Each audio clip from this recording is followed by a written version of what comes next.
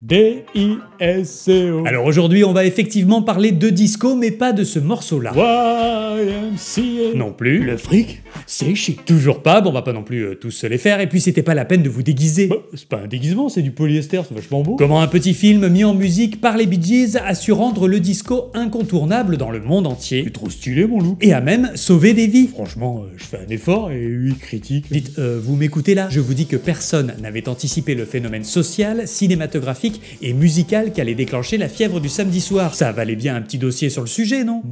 Elle est vraiment très belle, votre chemise. Ah, c'est gentil. Bon, bah, je vais bien le voir, votre sujet, alors.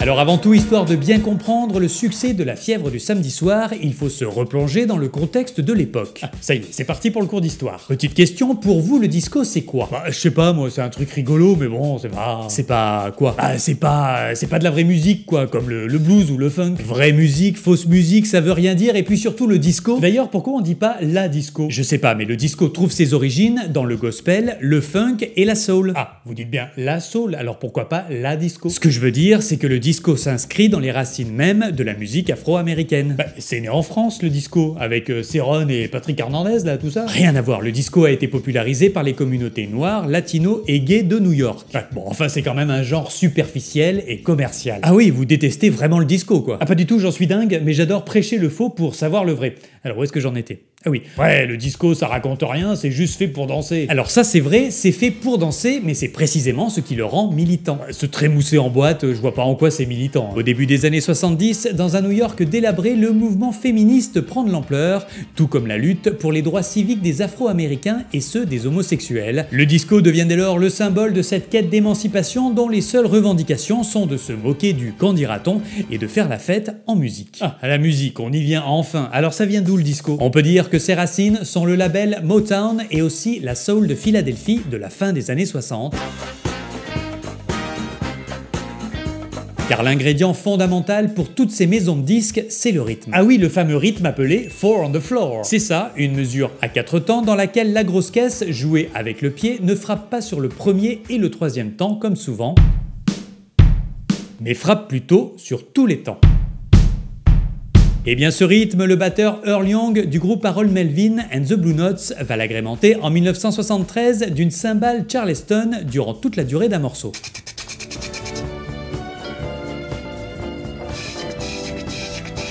Il est convenu de dire que le rythme disco est né à ce moment-là. Et après, bam, la fièvre du samedi soir, et alors là, le disco devient... Oh là, tout doux, vous allez un petit peu trop vite là. Ah oui, moi je suis speed là, je suis chaud là. Allez, calmez-vous, il faut tenir compte du fait que le son disco s'est étoffé progressivement, notamment grâce à des titres comme celui de George McFray,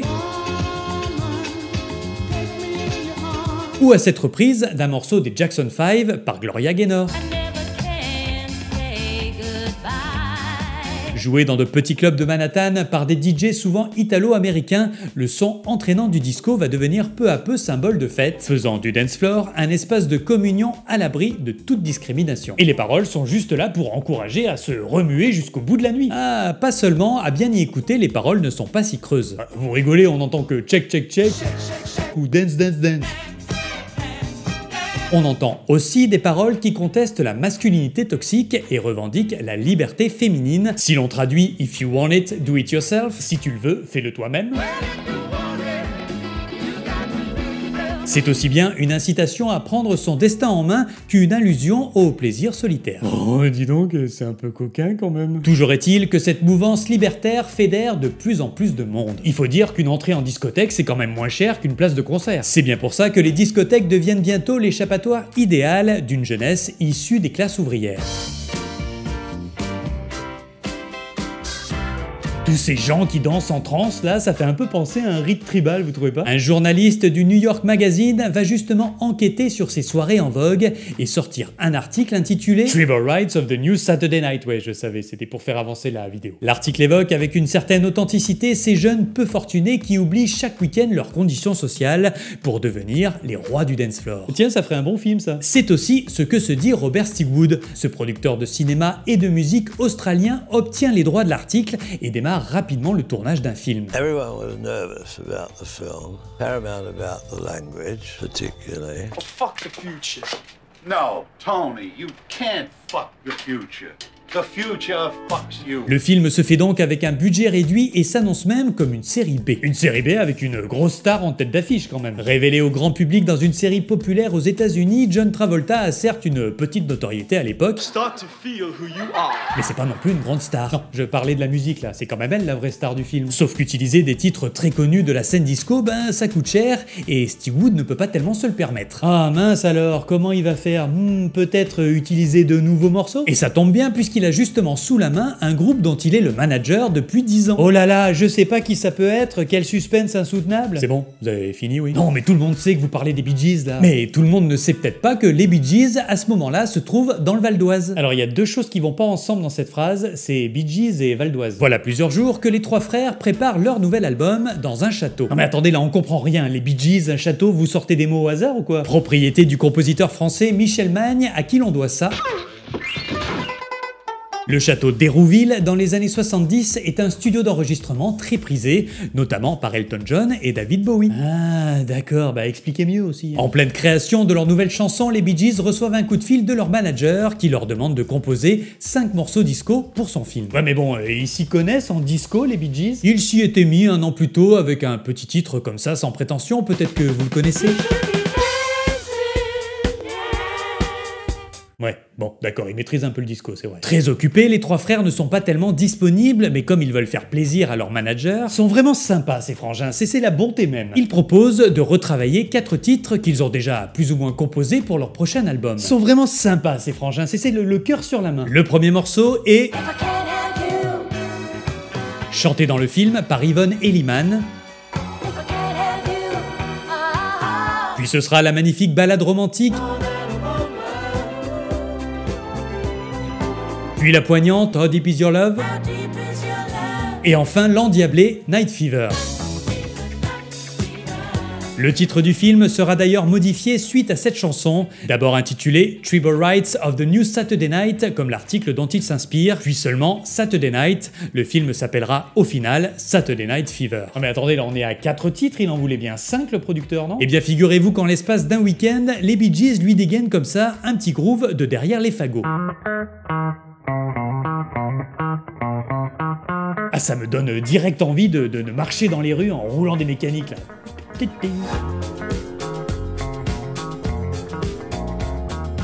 La production adore aussi, elle rêve d'en faire la chanson d'ouverture du film et veut l'appeler Saturday Night. Bah, c'est pas eux qui décident d'abord. Non, ce sont plutôt les Bee Gees et comme il existe déjà pas mal de chansons avec ce titre, ils décident plutôt de l'appeler Staying Alive. Restez vivant. Restez vivant. Et vous vous rappelez des paroles moins creuses qu'elles en ont l'air? Quoi? Staying Alive, c'est encore un truc disco olé olé là? Non, mais contrairement aux apparences, le sujet de Staying Alive est en réalité assez sérieux. If you listen to the lyrics of Staying Alive, it's not really about dancing at all, it's about surviving in the modern world, particularly in New York at the time, surviving in New York City. Survivre dans une ville dangereuse et délabrée, se faire une place au soleil quand on est issu de quartiers défavorisés, voilà de quoi parle ce morceau. Ah, ça rappelle un peu Rocky? Exactement. La fièvre du samedi soir devait d'ailleurs être mis en scène par le réalisateur de Rocky. Et ce sera finalement John Badham qui s'y collera. Ah, donc l'affiche de Rocky dans la chambre de Travolta, c'est un clin d'œil. Et ce ne sera pas le seul lien avec le film porté par Stallone, mais on y reviendra. Mais moi je veux pas attendre, je veux savoir maintenant. Non, maintenant on revient sur le titre des Bee Gees enregistré dans l'escalier. Ah, ça y est, ça le reprend. Mais ça vous plaît de balancer des suites de mots incompréhensibles, hein? Ouais, j'avoue, j'aime bien. Vous êtes pas drôle, vous savez. Bon, la légende dit que l'escalier du château d'Hérouville avait une si belle acoustique que les Bee Gees y ont enregistré les prises vocales du morceau. Vous y croyez, vous, à ça? Je pense qu'ils y ont en effet enregistré la version démo.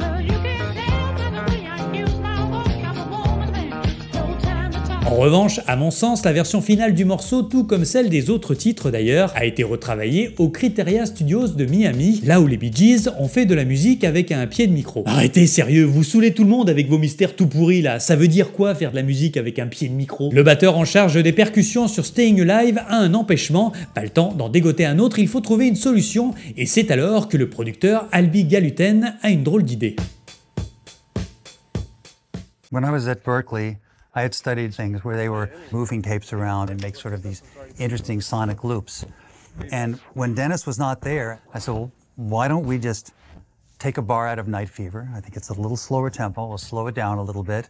and see if we can make a loop out of it. Ce sont les percussions de Night Fever qu'on entend sur Staying Alive. Et pour faire la boucle, ces percussions sont copiées sur une bande à part, puis passées sur un pied de micro et autour d'une bobine en plastique. No one had taken a drum beat before and created a 2-bar phrase. We were breaking new ground. Ce qui devait être une solution temporaire va très vite séduire tout le monde, à tel point qu'une fois les autres parties superposées, impossible de se passer de la boucle. He played it for me and I could tell from the first listen. I said, man, that is amazing. La boucle en musique, on connaissait, mais ce sera ici la toute première boucle de percussion de l'histoire de la pop musique. Sans blague. Les frères Gibbs la réutiliseront d'ailleurs sur More Than a Woman. Sans blague. Et plus tard, en très ralenti sur le titre Woman in Love de Barbra Streisand. Sans blague.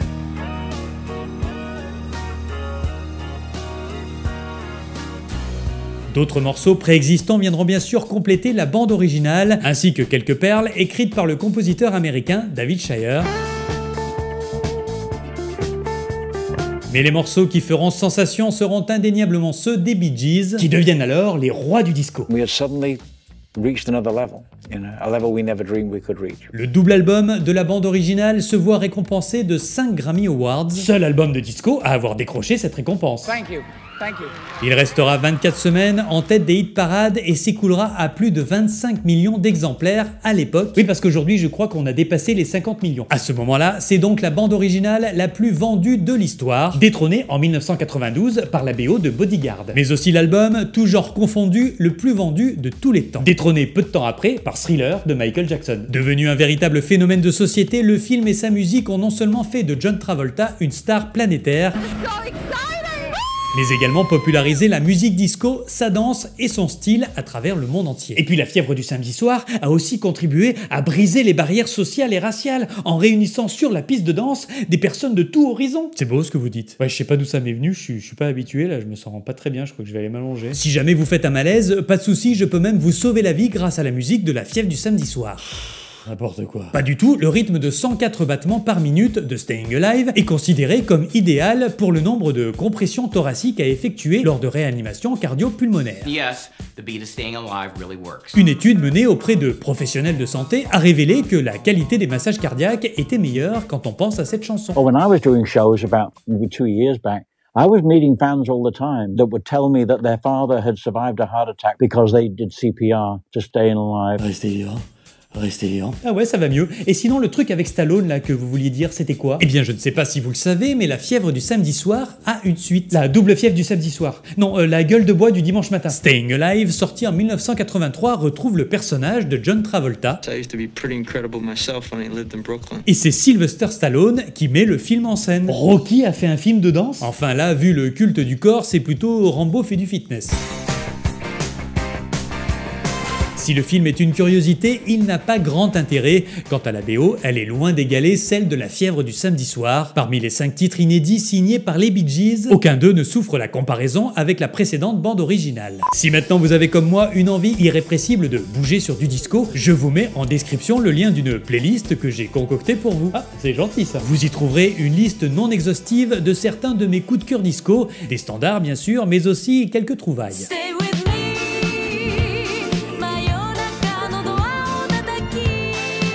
Merci d'avoir regardé cette vidéo. Si elle vous a plu, comme d'habitude, bien sûr, n'hésitez pas à liker, à commenter et à partager. Ah, vous avez oublié de dire qu'il faut s'abonner. Ah oui, merci. Cliquez bien sûr sur s'abonner et aussi sur la petite cloche pour être sûr de ne rater aucune de mes prochaines vidéos. Je vous dis à très bientôt. Vous permettez? Ouais, pardon, je sais pas ce qui m'a pris. Je vous dis à très bientôt pour un nouvel épisode de Sur un air de cinéma. Musique.